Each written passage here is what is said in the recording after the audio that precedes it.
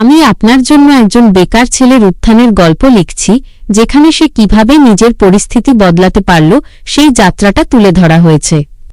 বেকারত্বের অন্ধকার থেকে আলোর পথে অয়নের গল্প। ১ থমকে যাওয়ার সময় ২৯ বছরের হতাশা। অয়নের বয়স ২৯। বন্ধুদের মতে সে মেধাবী, পরিশ্রমী আর বেশ মিশুকে, কিন্তু সমাজের চোখে তার একটি পরিচয়, সে বেকার। অয়ন একটি ভালো বিশ্ববিদ্যালয় থেকে ইঞ্জিনিয়ারিং পাশ করেছিল, কিন্তু বিগত ৩ বছরে সে বেশ কয়েকটি ইন্টারভিউতে ব্যর্থ হয়েছে। প্রতিবারই সামান্য ব্যবধানে তার চাকরি হাতছাড়া হয়েছে। প্রতিবার ব্যর্থতা তাকে যেন আরও গভীরে হতাশার খাদে ঠেলে দিচ্ছিল। অয়নের দিন কাটত একটি ছোট ভাড়ার বাড়িতে, যেখানে জানালার পর্দা সবসময় টানা থাকত। সকাল মানেই মোবাইল হাতে চাকরির পোর্টালগুলো ঘাঁটা, এবং দুপুর মানেই অবসাদের নীরবতা। মা বাবার বয়স হয়েছে, তাদের চোখে সে দেখত নীরব উদ্বেগ, যা তাকে আরও কষ্ট দিত। বন্ধুদের সাফল্যের খবর, সোশ্যাল মিডিয়ায় তাদের চাকরিতে পদোন্নতির পোস্ট, সবকিছুই অয়নকে মনে করিয়ে দিত যে সে যেন এক স্থবির জীবনে আটকা পড়েছে। একদিন সন্ধ্যায় অয়ন বারান্দায় বসে কফি খাচ্ছিল। তার হাতে ছিল পুরনো দিনের একটি ডায়েরি। সে দেখল কলেজ জীবনে সে কত বড় বড় স্বপ্ন দেখত, নিজের ব্যবসা, মা বাবাকে বিদেশ ভ্রমণ করানো। এখন সেসব স্বপ্ন মনে হয় যেন দূর আকাশের তারা।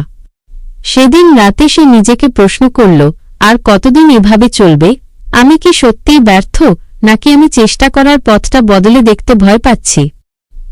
মোড় ঘোরানো ভাবনা, নিজের দক্ষতা আবিষ্কার। পরের দিন সকালে অয়ন একটি সিদ্ধান্ত নিল। সে স্থির করল, চাকরি খোঁজার পাশাপাশি সে এমন কিছু করবে যা থেকে অন্তত কিছু উপার্জন হয়। কিন্তু কি করবে? অয়ন ছোটবেলা থেকেই গ্রাফিক ডিজাইনে খুবই আগ্রহী ছিল। অবসর সময় সে কম্পিউটারে বিভিন্ন ডিজাইন সফটওয়্যার ঘাঁটত। বন্ধুদের জন্মদিনের কার্ড, কলেজের ইভেন্টের পোস্টার, সবাই তার কাছ থেকেই বানিয়ে নিত। কিন্তু সে এটাকে কখনো পেশা হিসেবে দেখেনি, কারণ সে ইঞ্জিনিয়ারিং পড়া ছেলে। অয়ন বুঝতে পারল তার ব্যর্থতার কারণ হয়তো এটাই, সে সমাজের চাপানো ধারণায় চলতে গিয়ে নিজের ভেতরের আসল দক্ষতাকে গুরুত্ব দেয়নি। অয়ন তার পুরনো ল্যাপটপটি ঝেড়ে পরিষ্কার করল। সে ঠিক করল এবার সে পুরোদমে গ্রাফিক ডিজাইনার হিসেবে কাজ শুরু করবে। কিন্তু কাজ পাবে কোথায়? সে প্রথমে শহরের বিভিন্ন ছোট ব্যবসার মালিকদের সাথে যোগাযোগ করল। তাদের ওয়েবসাইট বা দোকানের জন্য লোগো ও পোস্টার ডিজাইন করে দেওয়ার প্রস্তাব দিল। বেশিরভাগই তাকে পাত্তা দিল না, কারণ তাদের কাছে সে ছিল একজন অপরিচিত তরুণ। তবে একজন স্থানীয় কফিশপের মালিক, যার নাম ছিল মিসেস সেন, অয়নের কাজ দেখতে চাইলেন।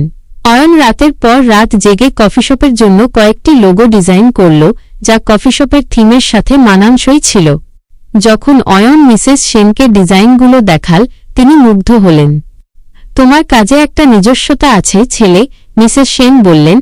আমি তোমাকে আমার কফিশপের ব্র্যান্ডিংয়ের জন্য কাজটা দেব। এটাই ছিল অয়নের প্রথম ব্রেক। ৩ সংগ্রাম ও বিনিয়োগ, লোগোওয়ালার জন্ম। মিসেস সেনের কফিশপের লোগো এবং মেনু ডিজাইন করার পর অয়ন প্রথম পারিশ্রমিক পেল। এই টাকাটা তার কাছে শুধু অর্থ ছিল না, এটা ছিল তার আত্মবিশ্বাসের প্রথম পুঁজি।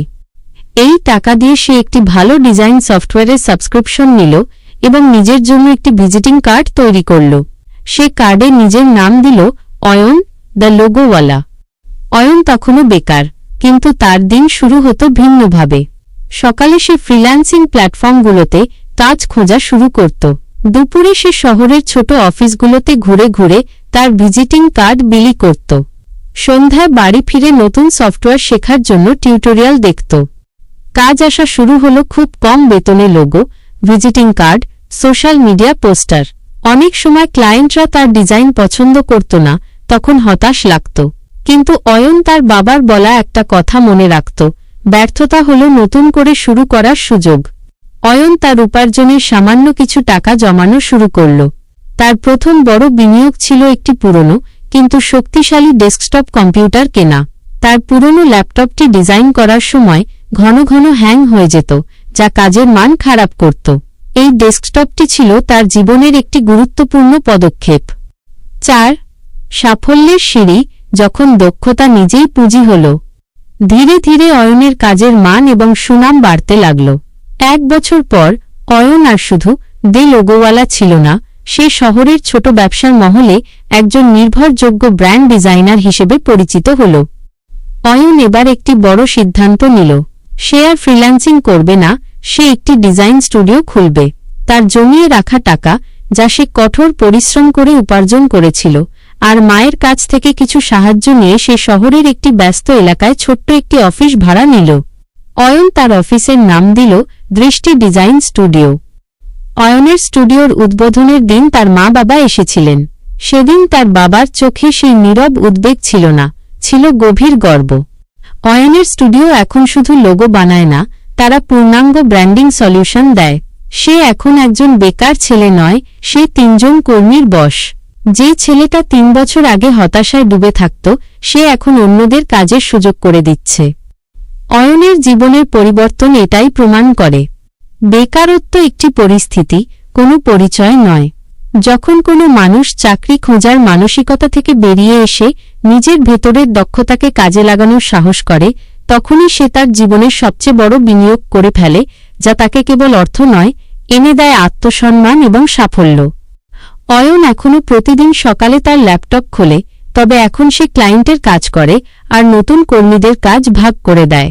তার জীবনে এখন আর থমকে যাওয়ার সময় নেই, আছে এগিয়ে চলার প্রতি মুহূর্তের ছন্দ।